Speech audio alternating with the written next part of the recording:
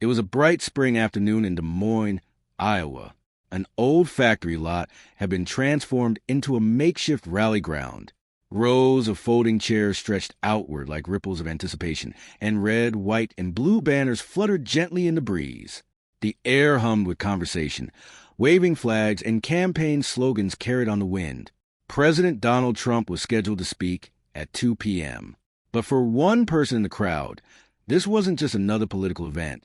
17-year-old Alina Porter stood near the back row, almost invisible among the thousands gathered. In her trembling hands, she clutched a crumpled sheet of paper. Her worn sneakers contrasted sharply with the polished shoes and pressed suits surrounding her. She hadn't come for selfies or excitement. She had come with a question. A question she wasn't even sure she'd be brave enough to ask. Alina's father had been a Marine, a man she once believed was unbreakable. He came home from service carrying wounds no one could see. PTSD slowly stole pieces of him, until one day it took everything. After his death, Alina grew up quickly, helping raise her younger brother, while her mother worked 2 jobs to keep the family afloat. She didn't idolize Trump, nor did she hate him. Politics had never mattered much to her, but today felt different. Something inside her insisted she needed to speak. As music faded and applause surged, cameras flashed across the crowd. Trump stepped onto the stage, waving confidently as cheers erupted. The speech began, promises about jobs, rural America, and rebuilding communities. Minute by minute, Alina's grip tightened around her note. Her heartbeat pounded in her ears. Then, almost without deciding to, she started moving. She squeezed through rows of people. Some turned confused. Others frowned. But she kept walking forward. She didn't shout. She didn't demand attention. But during a brief pause in the speech, her voice carried clearly across the sudden silence. Mr. President, what would you say to a daughter whose hero gave everything and came home invisible? The crowd fell instantly quiet. Even Trump stopped mid-sentence. Security moved quickly toward her, hands reaching for her arm, until Trump raised his hand. Wait, he said into microphone. Let her speak. Gasps spread to the audience. Alina froze, her knees nearly giving out. Trump looked at her and nodded gently. Come up, he said. Say what's on your mind. Escorted carefully by agents, she stepped onto the stage, trembling under the weight of thousands of eyes and countless cameras now pointed directly at her. She gripped the microphone. My dad was a Marine, she began, her voice shaking. He came home, but he didn't come back. No one saw him. No one helped him.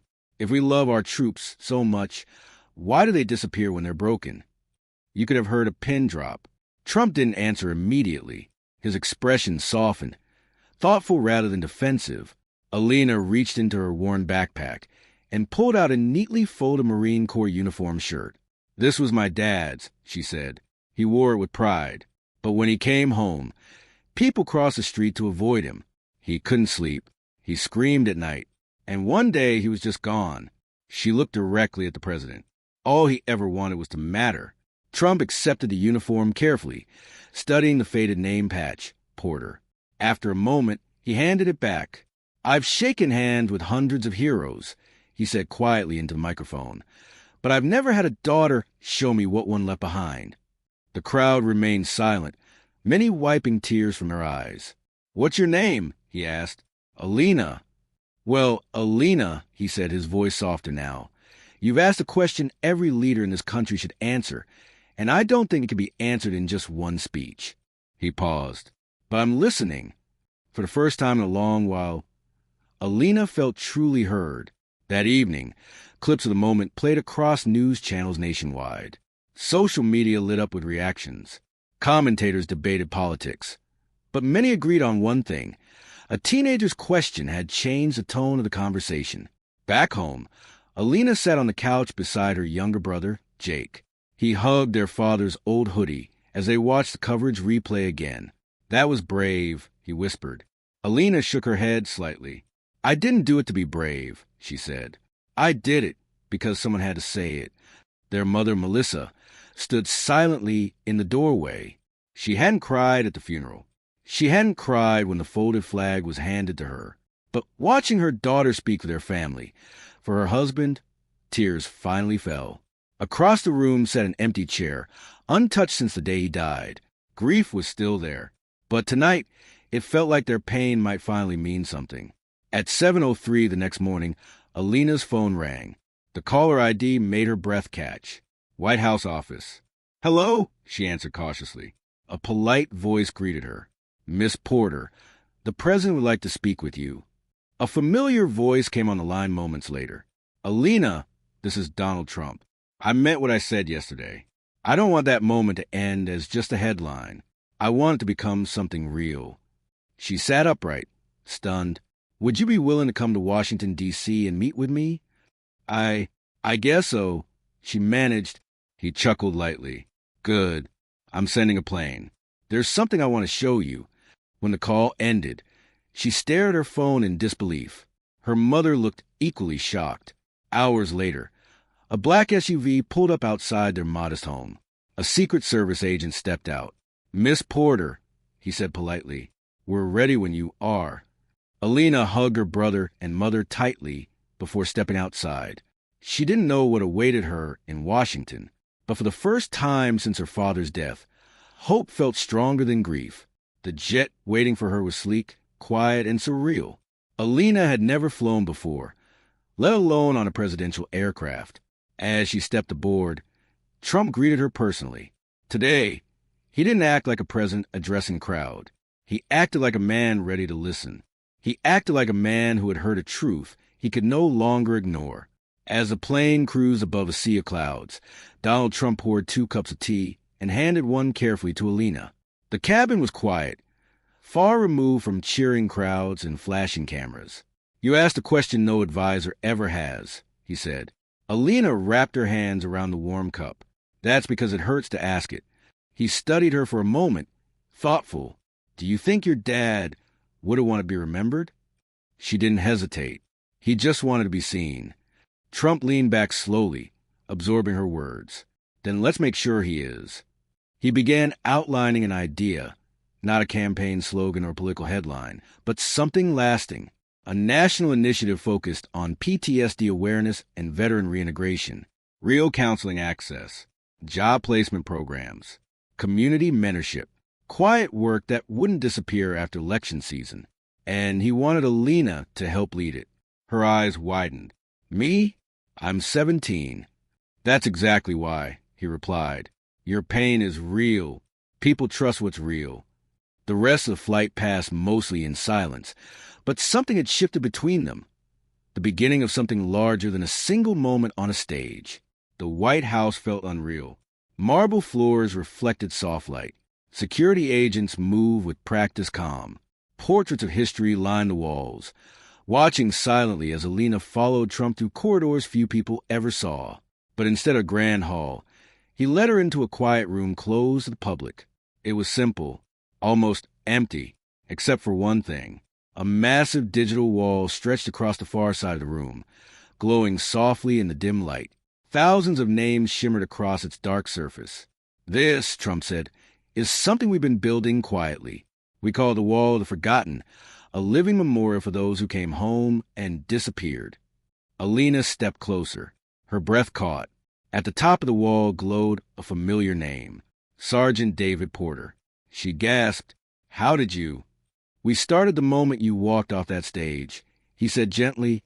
"You reminded us that some heroes don't die in battle. They fade in silence. We want to change that."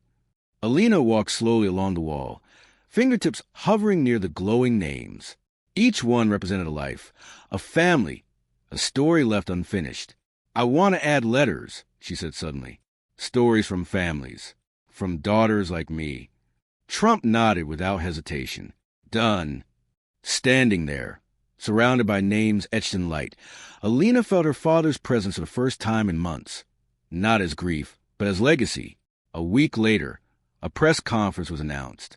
This time, Trump didn't stand alone at the podium.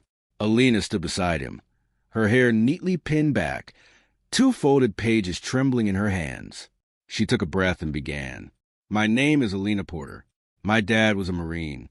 He gave everything for his country, but he came home broken. No one saw him until now." She looked directly into the cameras. If your family has felt invisible, if your story was ignored, we are building something for you. Her heart pounded. This isn't about politics, she said firmly. It's about presence. Behind her, a new logo appeared on the screen. Still serving. The initiative focused on therapy access, employment programs, peer mentorship, and long-term support. Not just honoring veterans on holidays, but walking beside them through their hardest days. The room erupted in applause. For the first time in her life, Alina didn't feel small. She felt seen. The next morning, she woke to thousands of messages. Emails poured in from across the country. Sons, daughters, widows, and veterans themselves. My dad is still alive, but he's fading. Thank you for saying what I couldn't. You made us visible. She read for hours, tears slipping down her cheeks. One message stopped her cold. It was from a retired Navy SEAL named Mark Holland. The letter was short. I was planning to end things this week. Then I saw your speech. I think I'll stay a little longer. Maybe there's more left to do. Alina sat back, breathless. In that moment, she understood something profound. Words don't always change the world, but sometimes they save a life. And sometimes that is enough. A month passed quickly. The initiative expanded into 15 states. Alina traveled constantly, speaking in towns and cities she had never imagined visiting. Yet, one stop mattered most. Home. When she stepped off the plane in Des Moines, her mother and younger brother were waiting with open arms. Trump had arranged another gathering at the same factory lot where everything had begun, but this time the crowd had come to hear her. Alina walked onto the stage, looking out at familiar streets and familiar faces. I used to think I was just a girl from a forgotten family, she began softly. But now I know the forgotten ones are the people we need to remember most. A wave of quiet applause spread through the crowd. Her town stood proud. Her father would have been proud, too. That night, back in her bedroom, Alina noticed something behind an old photo frame of her dad. A folded note. His handwriting. Her hands trembled as she opened it. Alina, if I ever seem gone, just know you were my greatest mission. Not the Marine Corps. Not the medals. You. Love, Dad. She pressed the note to her chest and wept silently. Sometimes the words we need most are already waiting for us. We just have to find them. 2 days later, a call came from the Pentagon. They invited her to speak at the National Veterans Conference in Washington. Not as a guest, but as a keynote speaker. I'm not a soldier, she told the organizer nervously. No, the voice replied gently. But you carry the voices of thousands who serve silently. She said yes, and the countdown began. The auditorium was enormous. Veterans in uniform filled the seats. Families wore medals pinned proudly to their jackets. Young recruits sat beside aging generals. In the front row sat Donald Trump, arms folded, watching quietly. Alina stepped onto the stage. Her voice trembled at first. Then she looked into the audience and stopped seeing strangers. She saw stories. She saw fathers. She saw daughters. And finally, she began to speak. Alina told them about her father. She spoke about the silence that followed service. The quiet battles fought behind closed doors, long after uniforms were folded away. She described the moment she had stood in a crowd and asked a question that stopped the president mid-speech. Her voice grew steadier as she reached the end. Heroes don't stop being heroes just because the war ends, she said. Some of them are still fighting right here, right now. For a heartbeat, the auditorium was completely still. Then thunderous applause erupted. The entire crowd rose to its feet in a standing ovation that seemed to go on forever. As the applause faded, a Pentagon official stepped onto the stage and called Alina back to the podium. She looked confused. This, the official announced, is a surprise. A velvet case was opened, revealing a medal that caught the stage lights. Alina was presented with the Civilian Service Award, one of the highest honors given to a civilian. The citation was read aloud. For extraordinary courage, compassion, and contribution to the well-being of United States military families. Tears filled her eyes as the medal was pinned gently onto her dress. She carried her father's Marine jacket with her and draped it over her arm so the audience could see the name stitched across it. Porter. The moment felt larger than recognition. It felt like healing. for her family, for the veterans watching, for countless people who finally felt acknowledged. Later that night, alone in her hotel room, Alina stood before the bathroom mirror. She studied her reflection. She looked different somehow, stronger, perhaps, older in ways that had nothing to do with age. She unfolded her father's note and read it aloud. "You were my greatest mission." Her voice trembled. Carefully, she placed the letter inside the frame of her own photograph on the nightstand and whispered softly, "I'm still carrying the mission, Dad." Outside, traffic hummed and television anchors debated policies and headlines. But inside the room there was quiet, not because grief had disappeared, because purpose had taken its place. 6 months after the speech that changed everything, the first still-serving center opened in a small Missouri town where veteran suicide rates had risen sharply over the previous decade. The building didn't feel like an office. It felt like home. Therapy dogs greeted visitors at the door. Veterans led peer support groups. Rooms hosted job training workshops, art therapy sessions, and music programs designed to help people rediscover parts of themselves they thought were lost. Alina stood before the entrance holding gold-handled scissors. "Today," she said during the ribbon-cutting ceremony, "we plant a flag for the invisible battles." She cut the ribbon to applause. Nearby, Trump stood quietly, watching the crowd rather than the cameras. Afterward, he leaned toward her and said softly, "You know, this will outlast both of us." Alina smiled. That's the point. The press called her the teenager who gave veterans a voice.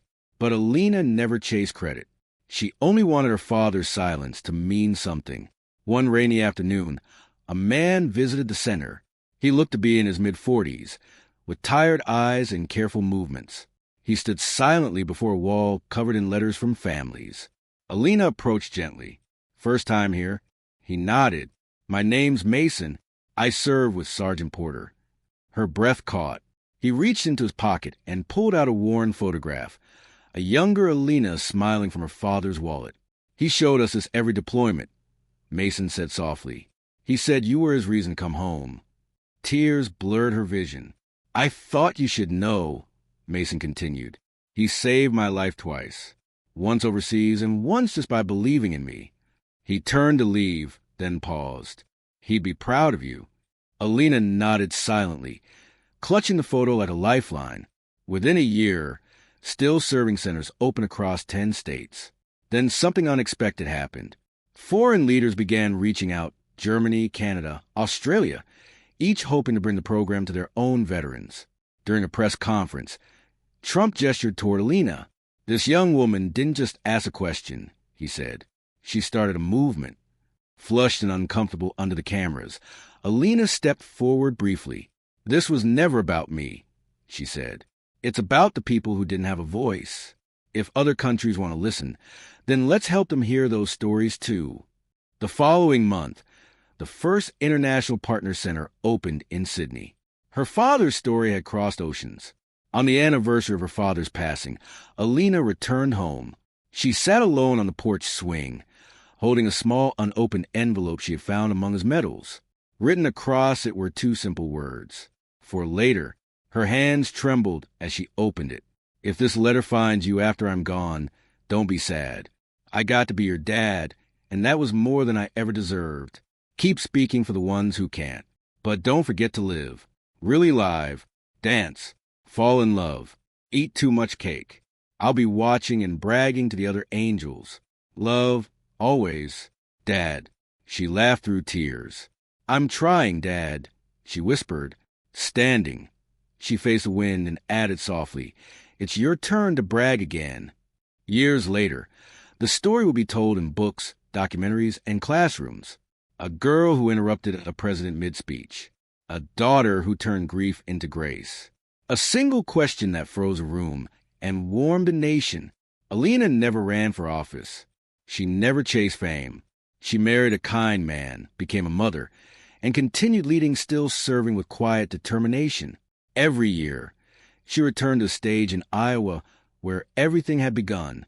She spoke to new crowds, new voices, new families searching for hope. And she always ended the same way. "He didn't die in war. He was forgotten in peace." Let's never let that happen again. The room would fall silent, not from shock, but from understanding, because everyone was listening, really listening. Just as they had on the day, a brave young girl raised her voice and changed the world.